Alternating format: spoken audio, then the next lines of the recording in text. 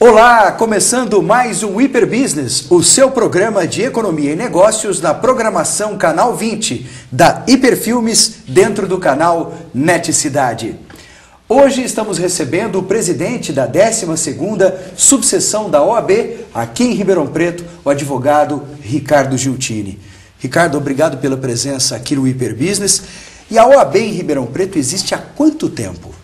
André, é um prazer estar aqui no seu programa e falar para você e falar também para todos os seus espectadores. A OAB existe em Ribeirão Preto há aproximadamente 80 anos. É uma instituição quase centenária que vem prestando aí serviços não só para os advogados, para as advogadas, mas também e sobretudo para a sociedade. 80 anos, isso coincide com a criação da OAB no Brasil ou não? Ou veio um pouco depois? Um pouquinho depois. A OAB foi criada um pouco antes. E aí, meados de 1930, 33, se não me falha a memória, ela foi criada em Ribeirão Preto. E qual é o papel da OAB na sociedade? Olha, sabiamente o legislador atribuiu à OAB, num primeiro plano, o dever de representar a sociedade. Então, algumas pessoas pensam equivocadamente que a ordem se preocupa só e tão somente com os inscritos nos seus quadros, com os advogados, com as advogadas. E não é assim.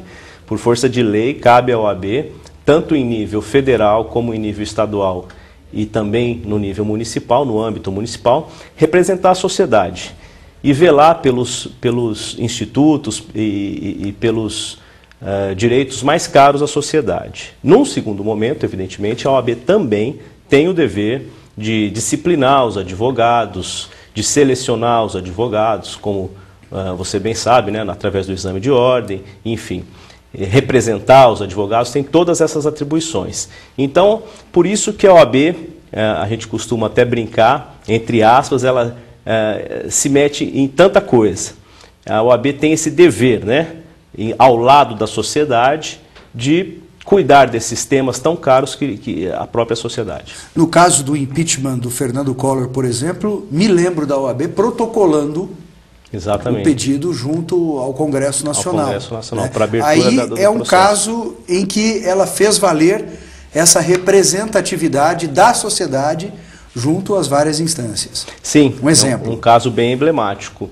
Exatamente, nas diretas já existem. A OAB está ao lado da sociedade nas lutas cívicas mais importantes da nossa nação. A gente pode ver isso ao longo da história. Tem a ver também com a preservação e a defesa do Estado Democrático de Direito, né? Também, a defesa dos direitos humanos, a boa aplicação das leis e, sobretudo, como você bem lembrou, do Estado Democrático de Direito, que é um dos pilares da nossa democracia. Ela ganhou mais força com a Constituição de 1988? Olha, todos nós ganhamos. A Constituição de 88 ela é conhecida como a Constituição Cidadã. A Constituição veio outorgar uma série de direitos a várias instituições. E ao lado disso, a OAB também foi contemplada. A OAB teve o seu papel importantíssimo reafirmado. E não só a OAB, o próprio advogado, né? Quando a Constituição estabelece de forma expressa que o advogado é indispensável à administração da justiça. Ou seja, o advogado está intrinsecamente ligado à atividade da advocacia à administração da justiça. E não se faz justiça social sem uma boa administração da justiça, sem uma boa distribuição da justiça. Bom, para ser advogado é preciso, como você mencionou, passar no exame de ordem, que é um exame seletivo, né? Sim. A pessoa tem que alcançar lá, como se fosse um vestibular, entre aspas, tem que alcançar lá uma pontuação mínima para que tenha o direito de obter um registro junto à OAB e somente com este registro o profissional pode exercer a advocacia, ou seja, pode advogar. Correto. Por que é tão complicado para muitos estudantes passar nesse exame de ordem? O exame é muito difícil ou os estudantes que não estão chegando tão preparados para fazer esse exame? Olha, é uma pergunta muito pertinente, André. Essa questão ela vem sendo debatida e, por vezes, a mídia traz essa questão à tona e é importante nós jogarmos luz sobre esse assunto. O sujeito que faz um curso de ciências jurídicas, ele vai se tornar bacharel. para exercer qualquer cargo jurídico, ele vai precisar passar por difíceis etapas, vai precisar passar por difíceis concursos públicos. Para ser um juiz, para ser promotor, para ser delegado de polícia, ele vai precisar submeter a um concurso público de nível altíssimo. Com a mesma razão... E concorridíssimo. E concorridíssimo. Usando o mesmo raciocínio, para se tornar advogado, ele vai precisar também se submeter a um exame. Que existe previsão legal para isso. Isso não é porque o presidente da OAB assim o quer. Existe uma lei prevendo que para exercer a advocacia você precisa se submeter a um exame. Bom, e quem é que elabora e ministra, aplica, digamos assim, essa prova? Essa prova vem da OAB Brasil e é distribuída a mesma prova para ser aplicada por todas as OABs?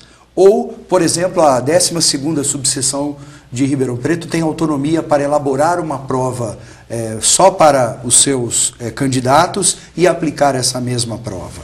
Não, não. Hoje o exame é unificado, ele é nacional e você imagina, André, as dificuldades aí, os gastos e a operação de guerra que tem que ser montada a cada exame de ordem. E o cuidado para não vazar Exatamente. O gabarito, vazar a prova, como já aconteceu no Enem, por exemplo. Exatamente. Gerou uma dor de cabeça e gerou uma série de críticas pesadíssimas. Né? Sem dúvida, porque nós temos aí um país de dimensões continentais. Então você aplicar um exame único em todo o país exige aí um estratagema de guerra. Então existe aí uma entidade que é contratada para aplicar a prova e para distribuir e aplicar a prova. E para você ter uma ideia, a Polícia Federal acompanha a distribuição dessas provas para evitar vazamento e para coibir qualquer tipo de fraude. Então a OAB detém a legitimidade para a formulação das questões, mas ela terceiriza aí a aplicação da prova em todo o território nacional.